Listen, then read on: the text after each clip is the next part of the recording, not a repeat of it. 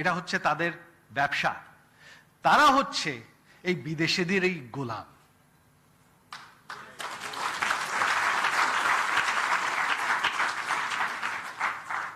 এই যে কথা ফরহাদউদ্দিন সাহেব বললেন যে হ্যাঁ ভারতের সাথে পানির চুক্তি হয়েছে, তবে পানি আসবে না, পানি আসলে বলবে ঘোলাটে।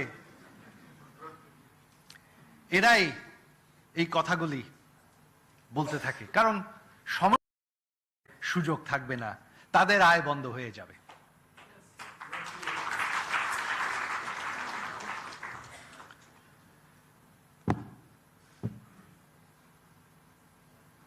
তবে আবারও আসি পদ্মা সেতুতে। এখানে যখন প্রথম আমাদের সরকারের কাছে দুর্নীতির অভিযোগ করা হলো, তখন বাস্তবতা কি?